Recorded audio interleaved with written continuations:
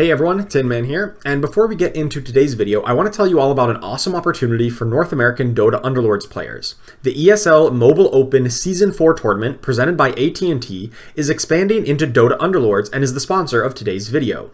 You can compete for your share of the $20,000 prize pool paid out to the top 32 players, and it's open to anyone in North America. No rank threshold or invite required. The mantra of this program is where everybody can be somebody, so they really want to create these opportunities for aspiring players to get involved with the tournament scene even if you have no prior tournament experience. The event will be held over a series of qualifying cups on Thursdays, Saturdays, and Sundays throughout January and into February. You can register for any or all of these cups to secure your place in the closed playoffs of Phase 2 and 3, which will be held throughout February and into March. The grand finals will be played in person at the ESL One Los Angeles between March 20th and 22nd. Signups are open now at esl.gg/tinman, link down in the description below, so make sure you go and register for some awesome Underlords competition and to earn your share of the $20,000 prize pool. In order to do well in this tournament though, you're going to have to know the meta. So let's take a look at the top 5 builds in the meta after the Jull update. This update really shook up the meta, removing a number of alliances and key heroes, not to mention revamping the Underlord system and adding in about 20 new items. We've seen some previously less popular builds really rise to prominence this patch, like Scrappy and Inventors, as well as Warlock strategies, and of course my favorite, Legion Commander builds. There's some old standbys like Assassins and Mages, which are still viable in the new meta, but are a touch below where they used to be. First, let's talk about the Scrappy Inventors though, since they've been by far the most popular strategy since the Jull update. Their core units are the usual Scrappy suspects like Timbersaw, Clockwork, Tinker, and Alchemist, and all of these units are fairly tanky, and especially with the Scrappy Alliance, and can also deal a respectable amount of damage in longer fights. One of the biggest appeals of the Scrappy build is how flexible it is. You can pair it up with Inventors, since so many of the core units are Inventors. Snapfire is a very strong early unit that can deal so much damage, especially with the Dragon bonus, so you'll want a Viper or Dragon Knight to pair with her as soon as possible. Alternatively, you can get the very early Insect Alliance with Weaver, Nyx Assassin, and or Broodmother. This gives a lot of early game power, but by the later stages of the game, it falls off a bit since the insects themselves do not scale. One of the best late game combos for the Scrappy build is the Deadeye Alliance between Sniper and Gyrocopter. They can take out low health targets quickly and efficiently, allowing your units to outnumber the opponents and then quickly win the fight. Most of the Underlords in the game work pretty well for Scrappy builds, but I prefer either the Healing Support and Nesix to give even more healing to the high armor Scrappy units, or Support Damage Dealer Hobgen, who can provide some much needed damage increase from Let's Go Crazy, plus just a powerful stun with his Shockwave ability. Both versions of Jull can also work, but definitely avoid Damage Support and Nesix, since the build is not reliant on attack damage and doesn't have enough burst damage to consistently kill an enthralled target. Scrappy positioning revolves around making sure that your opponents distribute their attacks between your frontliners to maximize your frontliners' health regeneration and high armor. Any non-Scrappies should be protected behind the front line or on the edges of the board, like Dragon Knight and Snapfire here, at least until you have the 6 Scrappy Alliance. If you do have the Deadeye Alliance, it's better to put the Gyrocopter in the corner as opposed to Sniper, since he'll be more resilient to a Pudge hook than the Sniper will be. Next up, we have my favorite composition, Legion Commander builds. This is really an all-encompassing term since the builds are so varied and there's not really a consensus best version to run with her, but they do share some similarities. Obviously, an early Legion Commander is core, as the name implies, but other than that, most builds will revolve around alliances that only take 2 units to complete, things like Brutes, Bloodbounds, Warlocks, Druids, Humans, and Trolls. Sometimes you can include alliances that take 3 units, but those are generally less efficient than the 2-unit alliances when you want to complete as many alliances as possible. Other than that, a special mention does go out to the Demon Alliance, which is arguably the most important alliance for Legion Commander to ensure that she can actually win duels as she'll gain the bonus damage for the duration of the duel window.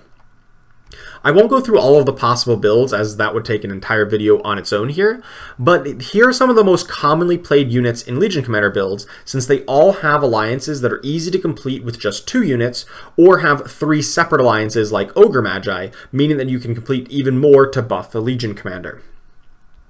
In terms of Underlords, it really depends on the exact build that you find yourself, with all of the possible Underlord options being viable. But in general, I do like support Hobgen, since his stun is always useful, and Legion Commander will have very high attack damage, meaning that the bonus attack speed from Let's Go Crazy is very effective on her. The most important positioning consideration for your Legion Commander build is that she wants to get into combat a little bit later than most of your other units to prevent her from taking excessive damage right off the bat.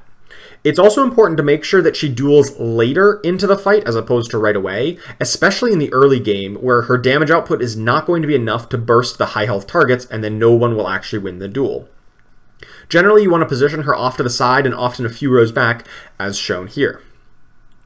The next build on the list is the popular Warlock build. It will often consist of either 4 or 6 Warlocks, depending on how many Assassins are in the game. If there are not too many opposing players using Assassins, then 6 Warlocks will provide so much healing and can overwhelm most opponents. But if there are a few opponents on 6 Assassins, then they will cut right through all of that healing, and it would be better to stick to 4 Warlocks and put in other alliances. These are some of the best Warlocks, but there are so many options, and as long as you get the Ace Disruptor whenever you can, really any combination of Warlocks can work. Since Broodmother is a Warlock, it's natural to pair insects with Warlocks, especially in the early game. They provide strong damage output, which is one of the things that Warlocks will generally lack. Another popular combination is Shadow Shaman and Treant Protector, who can together give your Druids and possibly Trolls, along with a strong frontline. Others may opt for healers, which obviously synergizes with Warlocks, but in general, I found that it's often a little too much healing and not really enough damage output, and the individual healer units are quite weak in the later stages of the game. Instead of adding healing, a better option is to add more damage, like from the Savage Alliance, who thrive in the long, drawn-out fights that all the Warlock healing will cause, where they can continue to ramp up their bonus attack damage. For Underlords, once again, I'm drawn to support Hobgen. The bonus attack speed works so well for damage output when almost your entire army will survive long enough to benefit from it. It also pairs particularly well with savages like Venomancer and Lone Druid as well. Jull is also a good option since he has a pseudo Blade Mail type effect where he can deal more damage if he takes more damage. That means he wants to be healed up as much as possible, so he can keep dealing damage to the opponent. A Nesix is not quite as valuable since the healing support is going to often be excess healing on top of your Warlocks, and there really is not enough single target burst to take advantage of the Enthrall ability from damage support in Nesix. Warlock positioning is all about making sure that none of your units really get focused down too terribly quickly that you can't heal them back up. For that reason, they're often placed closer to the back lines and often kind of stacked in a corner. And it also helps against opposing Assassins if you can put some tankier units like, say, Disruptor or Void Spirit near the back lines to pick up any jumping Assassins. Speaking of which, Assassins are the next popular meta build on the list. They are a strong counter to Warlocks due to the healing reduction whenever they crit, but also they can hold their own against the other compositions. They're a little bit weak to opposing Brutes, though, in particular, since the Assassins are so heavily dependent on attack damage, and the Brute debuff removes so much of that attack damage. One important note about Assassins is that they are much more reliant on Ember Spirit and Queen of Pain after the removal of Phantom Assassin and Templar Assassin. This means that the build on the whole is a bit more AoE damage focused as opposed to single target focused, and leveling up Queen of Pain and Ember Spirit to 3 stars should be your highest priority. Assassins are a bit less flexible than other compositions in terms of what to pair with their core units. You're mainly looking for a front line, since all of your Assassins are going to jump to the back. You need someone to hold the enemy front line in place. Insects can work well with that, since you're already using Nyx Assassin. Dragon Knight is also surprisingly tanky, and his Breath of Fire debuff can reduce opposing damage output as well. Alchemist is another good frontline choice, since his Acid Spray reduces opposing armor, making it easier to quickly burst down opponents with critical strikes. Keeping with the frontline theme, Jull is one of the best options since he can help supplement your other frontliners. Otherwise, damage support in Nesix is also very strong since much of your damage comes from auto attacks, and her damage increase is just so very effective. You also have lots of single target burst, making Enthrall a good single target ultimate. Assassin positioning is relatively straightforward. You just place most of them on the backline. The exact positioning doesn't matter too terribly much. Queen of Pain can be placed in the second row as shown, so she will not jump and her AoE will still hit most opponents, and this will keep her healthier later into the fight where she can then clean up the low health opponents. Finally, we have mages. The mage composition is not quite as dominant as it used to be, but an uncontested mage player can still easily run away with the game. The core units here are the 6 more powerful mages who focus on dealing as much magic damage as possible. Before you find Lich, though, Ogre Magi can make a reasonable substitute to complete the mage bonus, but you want to move away from him by the later stages of the game. Kunkka can also provide some more frontline as well as magic damage from his Ghost Ship ability, and also the powerful Human Alliance. Other than that, you want to fill your board with other magic damage dealers. Dragons are a great choice since all 3 of them deal lots of magic damage, as well as individually powerful units like Shadow Fiend or Gyrocopter. For an Underlord, you'll almost always want to pick Hobgen with mages, with a preference for the high damage dealer Hobgen, since the magic damage output from a friendly fire is very high and is amplified by the mage bonus. Support Hobgen can work too. Even though Shockwave deals a little bit less damage than Implosion, the stun is nice, and Let's Go Crazy is very potent with Dragon Knight in particular. Mage positioning is almost always stacked into a corner formation to funnel the opponents in line for the Keeper of the Light, who's going to be in the back corner position. Some units like Morphling and Storm Spirit can also be placed closer to the front, since even if they take some damage, they'll quickly dash away to safety.